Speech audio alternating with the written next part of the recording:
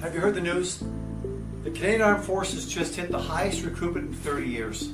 Applications have more than doubled to over 45,000. 70 of 97 critical roles filled. Last year was just 18. And you know what?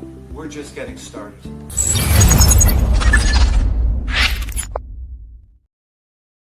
Our Minister of National Defense is bragging about how we are seeing the highest recruitment number in 30 years, and they're just getting started. But is there something more that meets the eyes? Welcome to the Political Orphans. My name is Nico Lagan, and to speak about this, I'm supposed to be joined by JTF2 veteran and owner of Direct Action Combat, Randy Turner. Friend of mine. I'm not too sure what's happening. I don't know where he is right now. He's never been late before, and he's been on this podcast many times before. I just tried giving him a call, and he didn't pick up. So hopefully everything's okay with Randy. But we will get started no matter what. But as I said, hopefully all is good with Randy Turner, and hopefully he can still join us. Clearly, today we're talking about the Canadian Armed Forces. I don't know if you saw the video I just played, if you heard the news that our recruitments are up. They're the best they've been in 30 years. And today I'm going to show you why that is. I'm really just hoping that Randy joins us, because having somebody like him, having a vet off our special forces, the JTF2 on the show, somebody that has access to the behind the scenes to talk about what's happening, what people are saying, at least off camera, would really make this show a lot better. So until then, let's rewatch the video I just played, and then we're going to break it down. So here is our defense minister, or Minister of National Defense, David McGuinty, speaking about the recruitment numbers. Hey, have you heard the news? The Canadian Armed Forces just hit the highest recruitment in 30 years. Applications have more than doubled to over 45,000. 70 of 97 critical roles filled. Last year was just 18. And you know what? We're just getting started.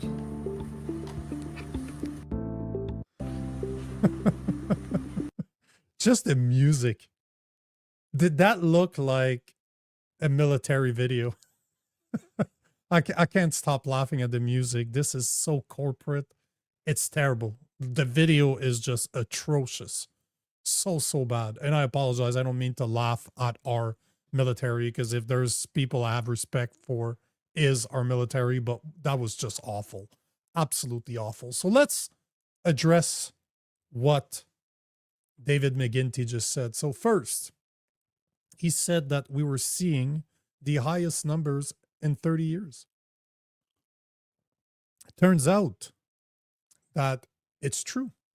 As of April 2026, the Canadian Armed Forces have reached their highest recruitment intake in over 30 years.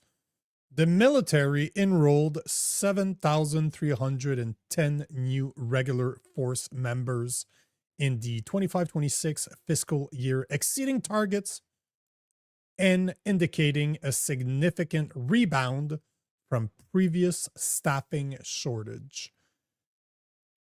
What you need to know is, out of the 7,310 new recruits, 1,400 of them, or 20%, weren't Canadian citizens. They were permanent residents.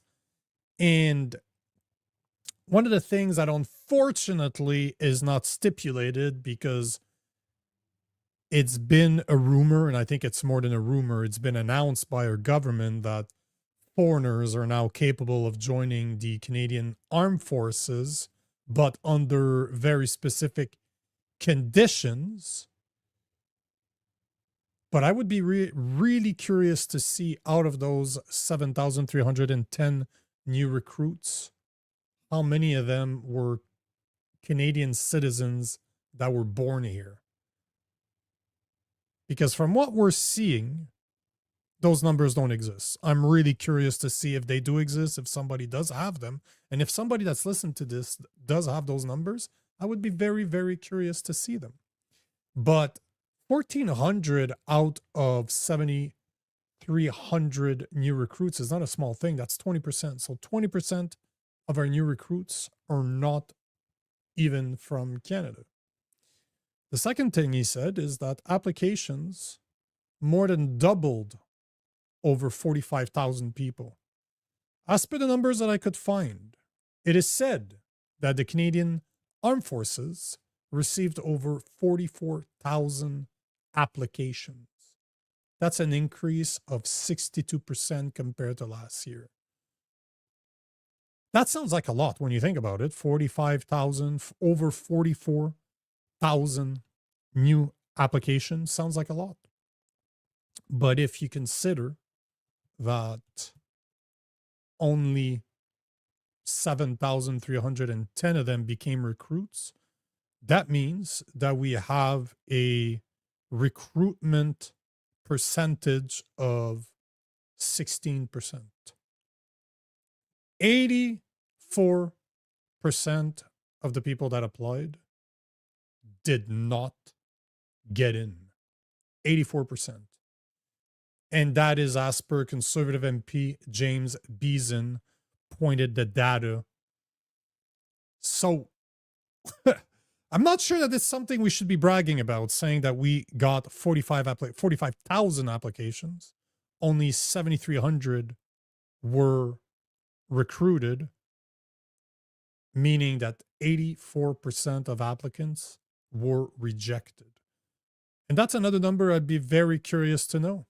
Why were 84% of recruits or potential recruits, candidates, were denied? Because that's insane. 84% of the people that applied for the military were denied. I would also like to know where those applications were from, because there are new processes in place where people can apply online, meaning they could apply from outside Canada. It's online.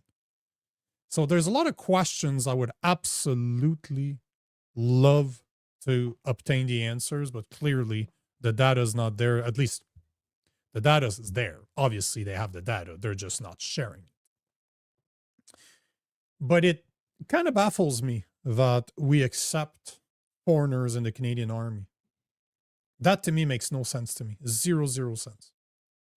That we allow them in our military under very specific conditions. At least that's what they're saying. As of late 2022 and expanded in 2026, the Canadian Armed Forces accepts applications from permanent residents of Canada and in some cases, trained members of foreign militaries, bypassing the previous strict Canadian citizenship requirement. It's also been reported that some of them didn't even speak French or English. And here's a video speaking about this. Let me load it up right here. Bang, bang. I didn't think I would be showing this because I thought Randy would be here speaking about this with me. But here is a video of James Beeson, the same gentleman that shared the numbers earlier, saying he confirms that the Canadian Armed Forces is recruiting immigrants who can't speak English or French. They wash out of basic training, then get housed in pop-up tent cities like a full-blown refugee camp. Our military is turning into a housing project. This is a post by Wiretap Media, but let's listen to the video. I'm hearing that at St. Jean right now, where we do all of our basic training, that there is a large number that are either voluntarily withdrawing or have failed to meet the standards. Some of them even on language. Some of the PRs are not functional in either French and or English. So based upon that, we're hearing that there's temporary shelters being built to house them. I thought that all of our forces that or all those that have gone through basic training or in basic training, whether they voluntarily withdraw or not, that they're paid to go home, not to be stored up in temporary housing like tents. And I'm hearing up to 13 units being built to house those that have not gotten through basic training. I'm hearing. And the numbers are easy to find. Over 44,000 applications were received, and only 7,310 of them became recruits. Those are numbers that you can easily find online. Those numbers are confirmed. But how insane is it that they're washing out of basic training, and somehow we're keeping them on the base of Saint-Jean-sur-Richelieu? I always love when English people say Saint-Jean. I grew up in Saint-Jean-sur-Richelieu. I grew up just outside in a small town that's now part of Saint-Jean-sur-Richelieu, but all my family's military. So it's interesting that they're building tents, and interesting is not a good word. I just use interesting because I can't find another term to describe what I'm thinking right now. It's just, it's pure insanity that we have thousands. He's talking about multiple units being built. So that's probably hundreds or thousands of people that are not cut out for the military. And somehow we're keeping them on base. Why? This is the part I'm really curious to know about. Why are we keeping them on base? Is it because we want to hide the real numbers? We want to show that there's more people there so that we can kind of brag about the numbers? Is it that they don't have anywhere else to go because they're not from here? This is the thing, right? Why are they still on base if they washed out? Shouldn't they be sent home like regular failed candidates? Why are we keeping them around? Why are they still here? Man, I wish Randy was here, because those are all questions that he could possibly answer. I'm not saying he has all the answers, but it would have made for a very, very interesting conversation. That's for sure. There's definitely quite a few comments, and I want to hear from you guys. I want to know what you guys think about this, because I'm always thinking about the fall of Rome. I'm always thinking about what happens when a nation use foreigners in order to populate their military. It never ends well for the country itself.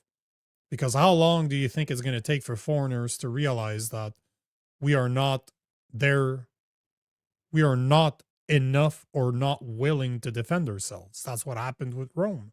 There's also the idea that the reason our military is being filled with foreigners is because that makes it a lot easier for the government to use the military against their own people, because the people that are part of the military are not from that country, so they do not relate to us.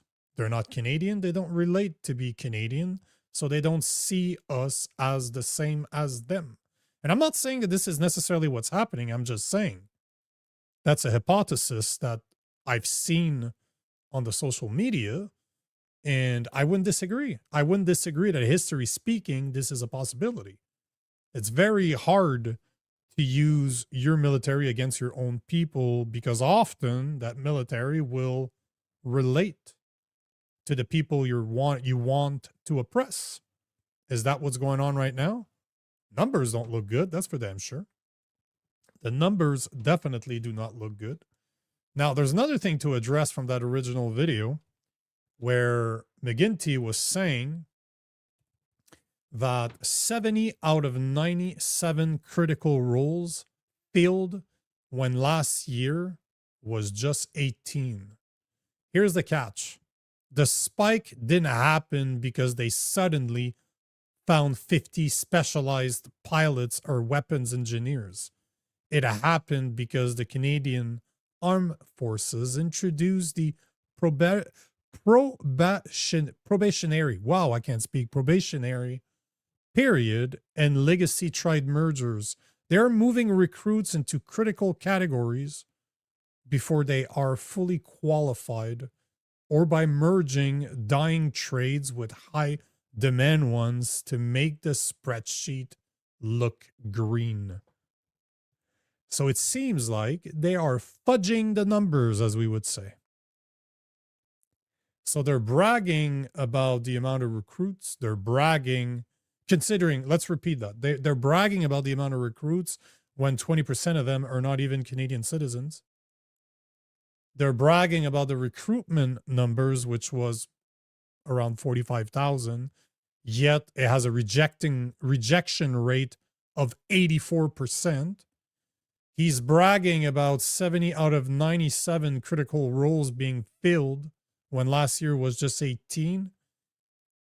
And it turns out that they are literally moving recruits into critical categories before those recruits are fully qualified, or by merging dying trades with high demand ones to make the spreadsheet look good.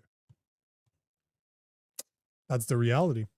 Those are numbers, those are information that you can find on the Google. So they're not even hiding this information. It's very, very easy to obtain. So why are they doing it is the question I have for you guys. Why do you think our government is lying about our military recruits, the numbers, their provenance? At least I shouldn't say lying, because technically, like I said, the information is out there, so it's not lying. But why are they bragging about something that clearly doesn't look right? Why are they keeping candidates that washed out of basic training on premise at the Saint-Jean-sur-Richelieu base, where most of our recruits are going through basic training? And we're talking basic training here. Basic training is not the hardest thing in the world either. I'm not saying that it's easy. I'm not downplaying it. But we're not talking about the hardest thing on the planet here. So clearly, those candidates are not the cream of the crop if they cannot pass basic training. So the question for you guys, as I said, why do you think the government is fudging the numbers? Why do you think they're bragging about this? Why do you think that those recruits are still on site? Those are questions I have for you guys. So drop your comment in the comment section. Let me know what you guys think. On that note, before I get your comments, I want to say that we have achieved our goal. I picked up the Rodecaster Pro 2 last week, and I will be setting it up and testing the Orphans hotline starting next week. So I'll be testing it this week, and the hotline will be starting next week, and I will now be able to take your calls live on the show. I'm really, really looking forward to be able to have voice-to-voice conversations with you guys. Now, what do you guys think? Time for your answers. So, why do you think the government is fudging the numbers? Why do you think the government is bragging about an 84% rejection rate? And why do you think they're keeping the failed recruits on base in Saint-Jean-sur-Richelieu? I got a bunch of comments I highlighted earlier, so let's address them. MJLIR is saying, loaded in tents in the Saint-Jean facility. They're probably deciding what to do with them. Push them through or whatever. Yeah, that's a good point. It definitely, I think it's safe to assume that if they're there, they're keeping them there for a reason. Now, is it like MJLR is saying, that they're going to try to push them through even though they failed? Would that be that surprising considering that that's something the government does? We have seen it before. This wouldn't be surprising. That is in the name of inclusivity, we push them through. Who knows? But I also wonder, is it because they have nowhere else to go? Because 20%, remember, 20% of the recruits that are now part of our military out of the 7,300 that were selected, 20% of them, so about 1,400, are not Canadian citizen. So is it possible that foreigners applied to the Canadian Armed Forces, been rejected, and now they have no place to send them? Again, I'm not saying that this is the case, but is it something that is a possibility? Absolutely. At least in my mind, it is. I'm curious to see what you guys think. Sheridan is saying foreign will make up the majority of the army very soon. Well, we'd have to see. We'd have to see what the churn rate is. And by churn, I mean how many people are exiting the military right now, as in they're retiring or their service is done, their contract is up, and how many of them are the new recruits, how many of them are foreigners. Is it hard to believe that soon our military will be a majority of foreigners if 20% of the new recruits are permanent residents? No, not really. And again, I'd be very curious to see what the real numbers are, as in where did the rest of the 7,300 come from? They say they're Canadian citizen, but were they born in Canada? Because that's one thing that bothers me. There's roles, in my opinion, there's roles that foreigners should not be able to fulfill. I do not believe that somebody that wasn't born in Canada should be able to go into politics, should be able to become a member of parliament. That kind of bothers me. I'd be curious to have the debate. I'd be curious to have the conversation about should that happen or not. I'd be curious to know what experts think about this. But in my opinion, if you weren't born here, I don't want you as an MP. I don't want you as part of parliament, because you're clearly not representing Canadian values. Or maybe I'm mistaken, but I'd be curious to have the conversation. Should foreigners be allowed in our military? That is a hell no for me. Should foreigners be allowed to be in their police services? That's a hell no for me. So there's quite a few positions that I can think of, at least 3 right now, that should not be possible, foreigners should not be able to apply to it. And I would go even further to say, if you weren't born here, should you be able to occupy those positions? Again, that's a question for you guys. What do you guys think? Because I'm just thinking off the top of my I'm just thinking off the top of my head right now. Now, Garkin is saying foreigners included in these records-breaking numbers. Well, that's a good question. Well, of course they are. We know that they are, because technically permanent residents are foreigners, and 20% of our new recruits are permanent residents. So obviously, foreigners are included in those 44 to 45,000 new applications. We just don't know to what numbers. We don't know how many of them, because they don't publicize that information. At least I did not have access to that information, but it is clear that foreigners are part of that number. That's a certainty. Pete Griswold is saying Carney is hiring foreigners, newcomers in the army. That's how you lose a country. Well, if you look at Rome, Rome being the perfect example, yeah, of course. What happens when foreigners realize that you do not have the manpower to defend yourself? Because that's basically what the message you're sending, right? If you need to fill your army with foreigners, you're basically admitting that Canadians don't want to be part of the army. For no matter the reason, it could be for woke policies, they don't want to be part of it. They just don't believe in what the military does. They just don't want to be part of it. For whatever reason, you either have a population that is not interested, they don't want to, they're too pussified, whatever the reason. When you have even a 20% of your new recruits that are foreigners, you're sending the message that Canadians don't want to be part of the army. That's not good.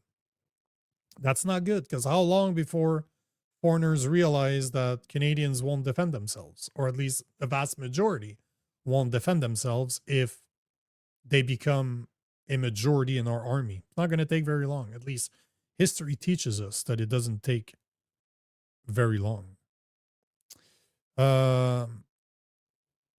MJLIR is saying apparently the ones who flunked basic recruits, many were not efficient in both official language. I don't think you need to be efficient in both. You need to be efficient in one or the other. Because I know a lot of people that were in the military, they can't speak French. At least Randy, as far as I know, I've never spoken to him in French. So there's a lot of people. Well, you need to be able to speak one of them. But I have heard those same rumors because I don't know that I have the facts to prove them. So I'll call them rumors for now. But I've heard that that is accurate, that a lot of the recruits that are failing did not speak either language. Obviously, that's a problem. Obviously. Let's see what you guys had to say. Just going through. Yep, those were the earlier comments. Trevor's saying we can't house or equip the troops we have.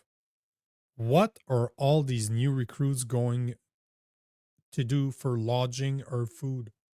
Great question, because it definitely doesn't seem like we have money for our military. What did Carney just cut? Carney just cut something for our military. Was it last week? He cut military funding for people that were overseas. Yeah, there you go. This is just kind of to prove your point there, Trevor. Right here, I was reading about this last week. That, oh, why is my screen not sharing? There we go. Wow. Bad thing. Carney's Liberal cut military allowance by up to $1,500 per month per troop overseas. In the March 25th notice sent to the Ottawa Citizen by military personnel, it shows the troops were giving only a week's notice, leaving them scrambling before the new government directive was set to take effect. So clearly, they are having problem affording our military, and now they want to add to them, and they're bragging about those numbers. But I agree, Trevor, they can't house or equip them. What are they going to do for the new recruits? That's a great question. I think today Mark Carney announced another $25 billion for a wealth fund to fund our, what is it right here? That kind of proves your point. It seems like Mark Carney is doing that left, right, and center, where even right here, Carney launches a $25 billion sovereign wealth fund that will allow Canadians to share in its profit.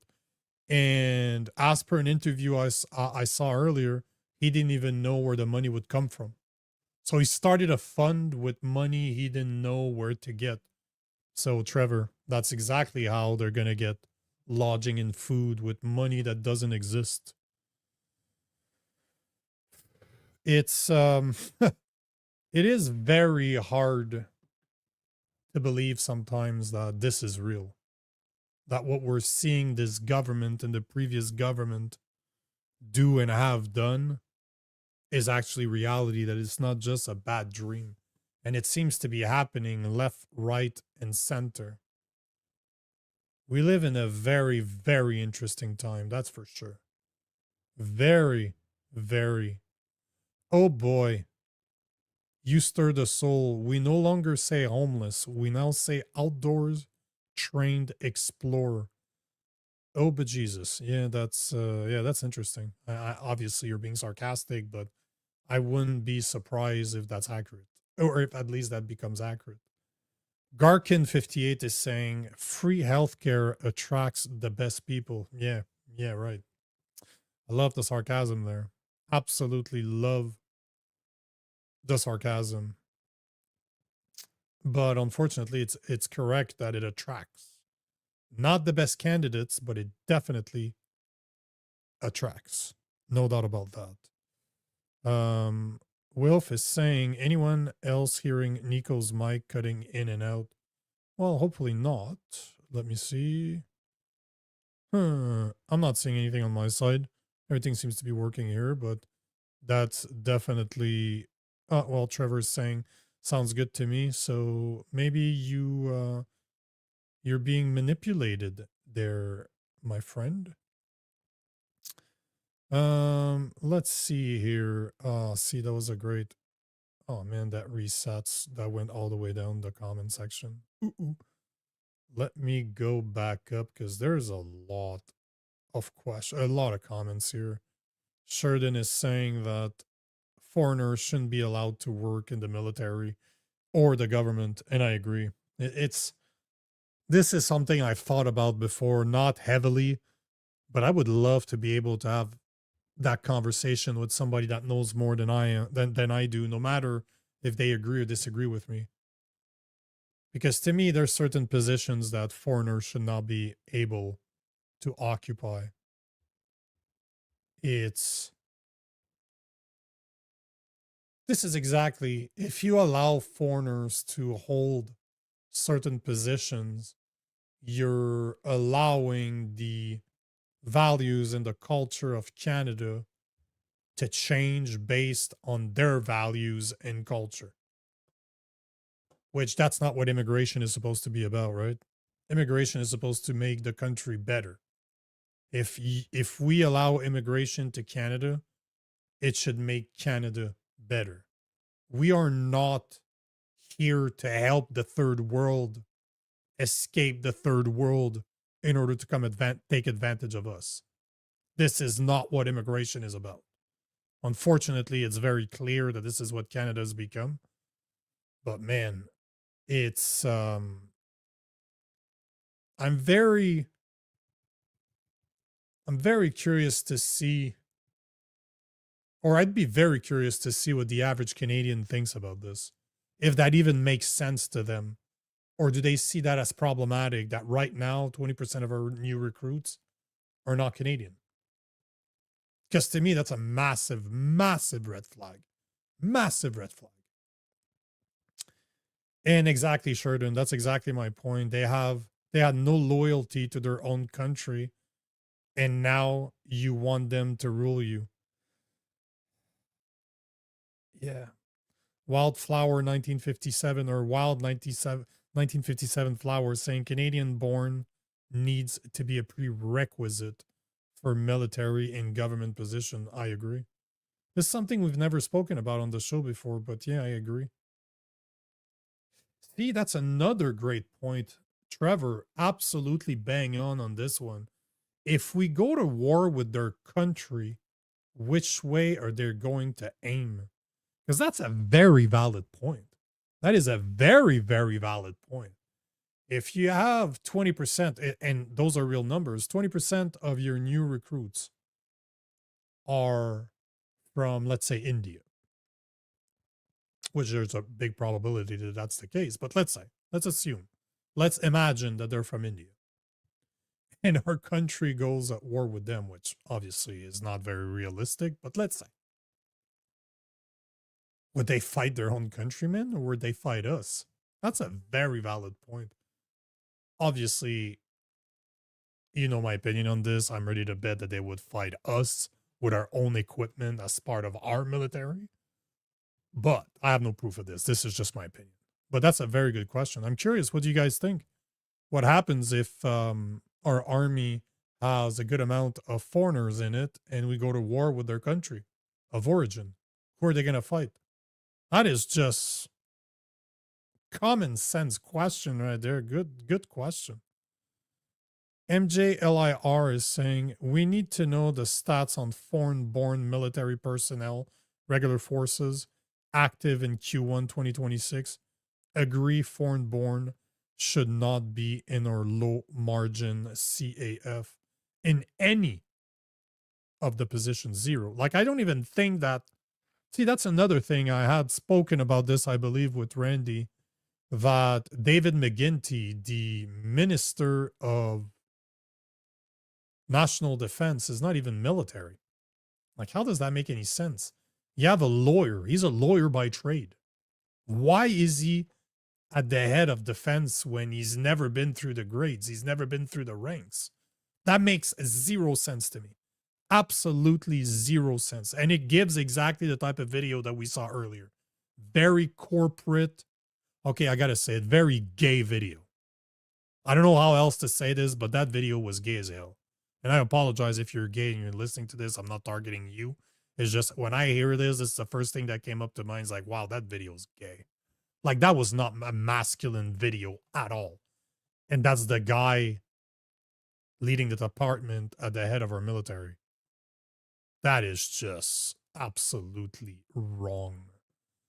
Wilf is saying foreigners should not be in any service to the country or public. I agree.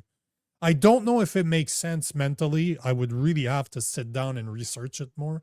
But I agree with you. Off the top of my head, I don't. If you weren't born here, you should not occupy any position of power.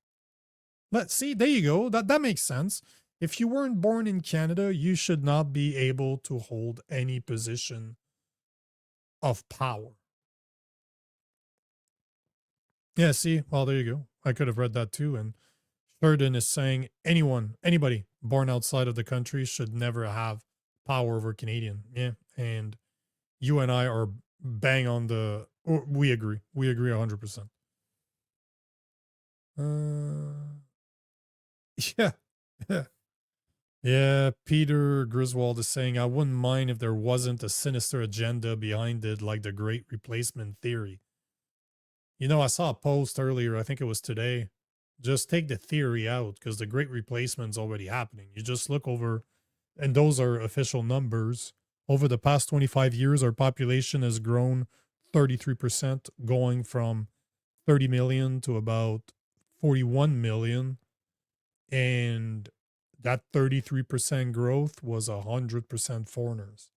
Because if you look at the birth rate of Canadian borns or second generation Canadians, we had a 1.5 negative birth rate. So we are definitely living in a situation in a country that we are being replaced. And if you saw some of the videos out there from the high, how did they call them? The high magistrate or the high something, basically the ambassador from India to Canada said that we needed 100 million in our country. Our country is so big that we should be at least 100 million Canadian living here, and that India has the best candidates to make that happen. If you look at the Century Initiative, that is also their plan, is to grow our population to 100 million by the end of this century, meaning adding another 60-ish million to our current population. And funny enough, the guy that co-founded the Century Initiative is a friend of Mark Carney. He is our ambassador to the US. I'm just trying to find his name here. I know his name is Mark too. Shit, what's his name? Ambassador. Canadian ambassador.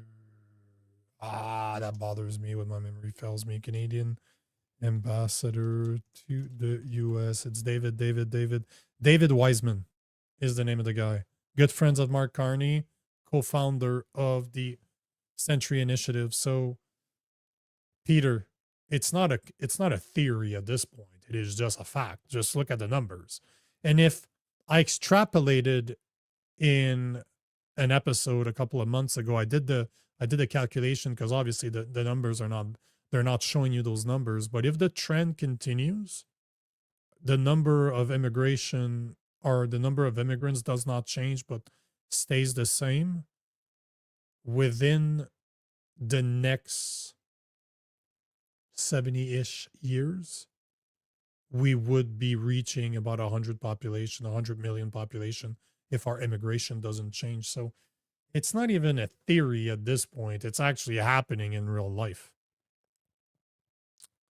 Yeah, see, not about the Canadian military, but I did read that the US has canceled mandatory flu shots for military. That whole forced vaccination stuff, I am not a fan of vaccines. I think that's pretty clear to anybody that's been following me for a while or a little while. I'm not. I just recorded a podcast today about an hour and a half ago with Dr. Mark Trozy. I don't know if you know who that guy is, but he was an ER doctor for 25 years, and he refused that whole COVID psyop, and he did not push that on his patients, and he lost his license, but's been speaking the truth ever since. And it makes no sense. That forced vaccination makes no sense. So I'm not a fan, never been, never will be. So good for the US, but it should be a lot more than that.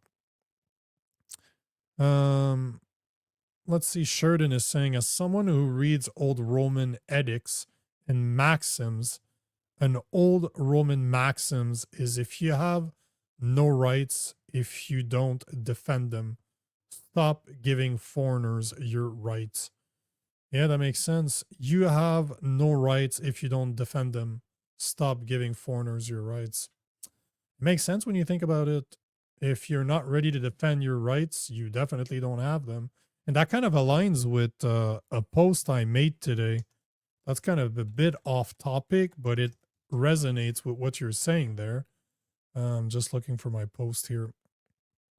I posted this earlier to the people out there that believes that government should be responsible for banning social media. If you believe the government should protect your children from social media, don't be surprised when they start telling you what you can and cannot say, what you can and cannot eat, what you can and cannot go, where you can and cannot go. This isn't about protecting your children. It's about controlling you.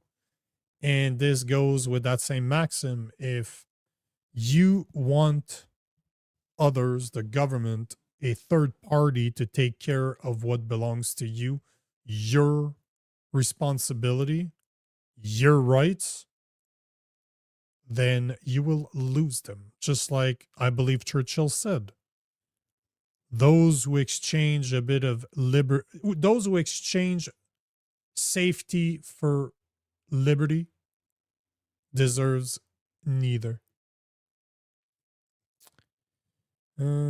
See, that's another good point. That is another very good point. Trevor Benson is saying, how many are spies? And there's so many problems when with accepting foreigners in your military.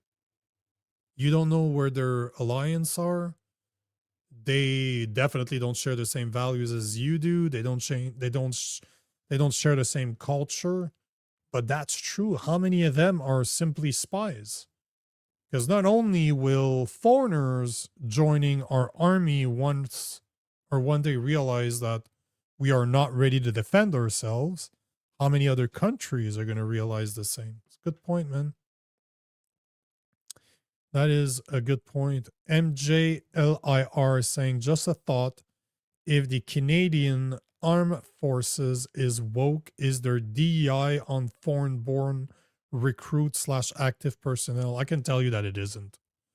And I have a great example. This is not, I don't have the numbers to prove it. This is what's happening in my life, but there's a father and a son that I know that I've done some recordings with. They're Christians. They were looking to buy a Christian radio station in Canada. The CRTC prevented the sale because they refused to enforce the DEI policies, as in they would not talk about gay rights and all that stuff on their channel. They weren't endorsing the LGBTQ narrative. They're Christians. That goes against Christianity. So they would not enforce their DEI policies. So the CRTC denied the license to be transferred because they wanted to buy the radio station with the existing license so that they could start operating under the same license. Yet I'm in Montreal. How many times do I turn on the radio to hear channels that are 100% in a foreign language that I have no clue what they're saying? They're not in French, they're not in English, they're not in Creole, they're definitely not Italian, they're not in Spanish, because I don't want to say I understand Spanish and Italian, but my wife's family's Italian, they speak Italian, I can recognize the language. And I spent enough time in South America backpacking and then in the south of the US to recognize what Spanish sounds like, and I understand some parts of Spanish. So clearly, if English Canadians need to put signs in French in front of their stores to respect the laws of Quebec, this is definitely not applicable to foreigners. Absolutely not. So, oh yeah, I saw that. Shelly Rogers is saying, if I remember right, was watching a podcast and they had a picture of 6 ragheads put into the RCMP in Alberta, I think. Yeah, it was in the police force, but you've seen that. You've seen RCMP recruits with their head covering. What's the term for them again? But they had their head covering, yet a Canadian Christian could not wear a cross on their uniform. That's not legal, but you can have a woman with an hijab and you can have Sikh with his head covering. That's okay. That's not a religious sign, right? So yeah, there's we definitely have a 2-tier justice system in Canada. Let me see here. Serena is saying, as of April 2026, Canadian Armed Forces personnel serving outside of Canada are facing significant immediate reduction to their out-of-country allowance, post-living allowance, with some reporting cuts between $1,000 to $1,500 a month. Yeah, I was just talking about that earlier. I was just showing the article, and if you're looking at this, you're looking at 12 to you're looking at 12 to about what, 18, that's what I was going to say. So that is a $12,000 to $18,000 cut in salary. Because the allowance, that's exactly what it is. It's for you to spend, right? So you're talking 10, wow. You're talking about 12 to 18 grand a year. And it's not like those guys are making 150 grand either there. Like, what's the Canadian military general or average salary?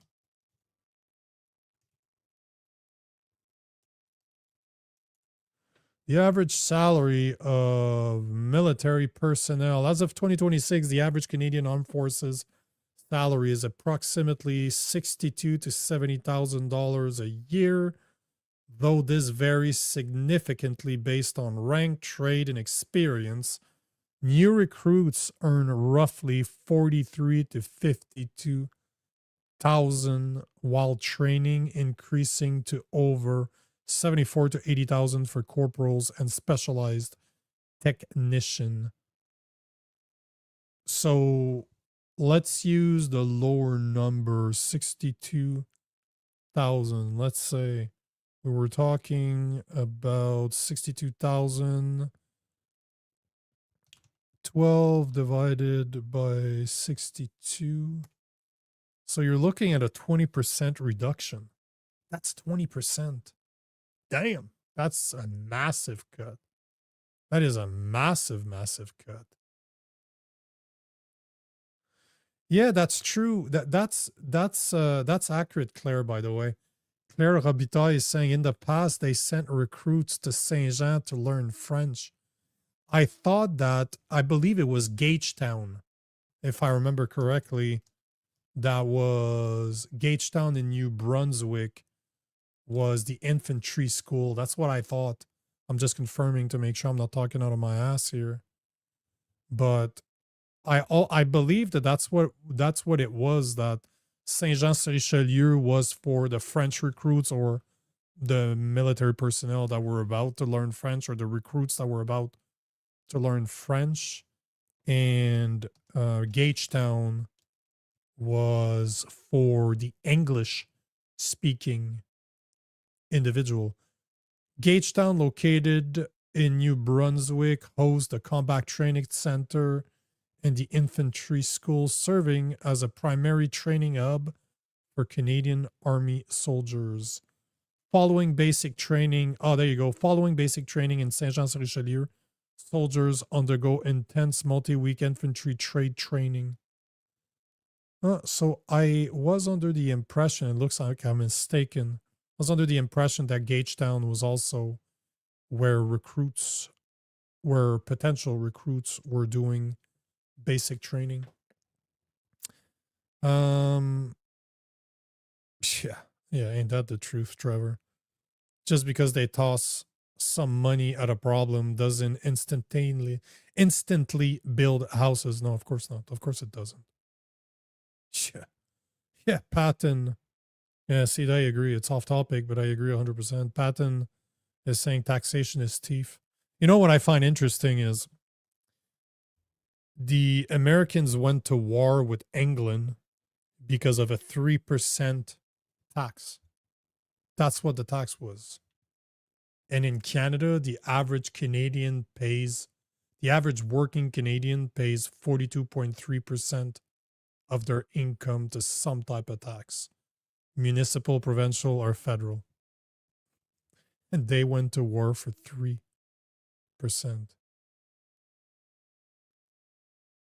Oh, damn, that is a very good point. I think we're going to end with this comment, but great comment. Robert Bard is saying, if some of these recruits were taken in but released due to language issues, how did they fill in the application? But tax money paid to house, feed, and train for a short time. That's a really good point. If some of those recruits failed basic training because they didn't speak French or English, how did they fill out the applications? Don't tell me we have, okay, hold on. There's a simple answer to this. Military application form language. Oh no, that would be a problem. Okay, no, it seems, because I wouldn't have been surprised if there was a third, fourth, or fifth option when it came to the application form for the military, but it seems like the Canadian Armed Forces application form are in either French or English.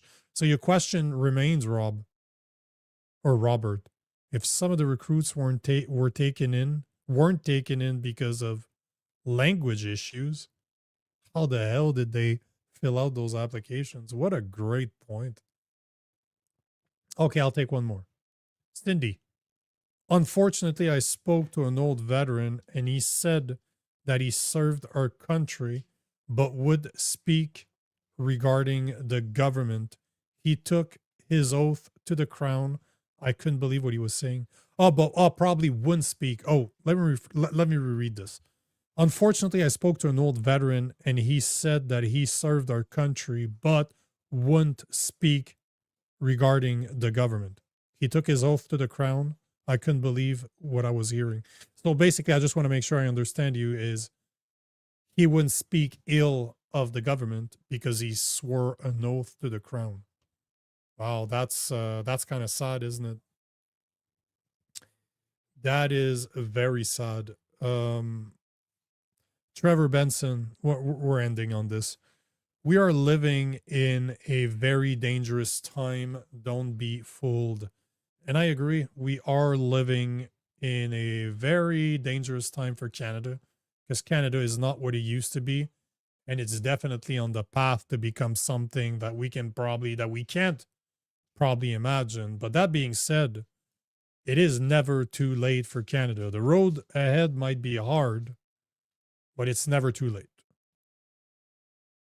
Because we need to stop putting the trust in our leaders, in our current leaders, because the problem is not you and I. The problem is not the left versus right false narrative. It's not Canadians that are the problem. It's our leadership that's the problem.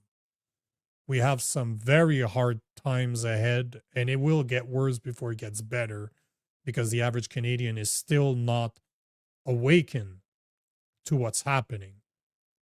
But it's not too late for Canada. It's our job, you and I, everybody that's listening to this right now, that knows more than the average Canadian. It is our job to educate them. It is our job to have those conversations with them. It is our job to influence our circle, our friends, our family, our co-workers, our community. It's up to us to have those conversations with them because, you know, as much as I hate to say this, a lot of Canadians still believe mainstream media. They still believe what they're being told. They still believe the lies they're being told. And if that's the case, that means they just don't know any better. Or it's willful ignorance. In either case, it's up to us to educate them. And this is the whole point of this show. This is the whole point of the Political Orphans nonprofit organization. So if you believe in what we're trying to do, if you believe in the mission of educating your fellow Canadian, you should consider becoming a monthly member, supporting this show so that we can make sure that we appear in front of more and more Canadian. If you're interested in supporting it, you can go to thepoliticalorphans.com/show and become a monthly member or make a one-time donation because this show, this movement is 100% funded by listeners. There's no corporate money. There's no government money. And there never will be because that would change the direction of the show. And that is not what we're about. That being said, thank you for being here. Thank you for the comments. Thank you for the like. If you haven't liked the episode, make sure to like it. If you haven't dropped a comment in the comment section, you need to comment. This is the whole point of the show. We need to be able to have those conversations. If you haven't shared the stream, make sure you do so. But above all, come back. And we will be back tomorrow, 7 p.m. Eastern Time. We are joined by Chris Joseph, a father who lost his son in the Humboldt bus crash to speak about how the man that killed his son and dozen others has been allowed to stay in Canada when he was supposed to be deported today. A woke judge put a stop to the deportation to hear his humanitarian argument. So we're going to have him on the show to speak about this tomorrow. So join us 7 p.m. Eastern time tomorrow. Until then, I wish you a good night. And as always, peace.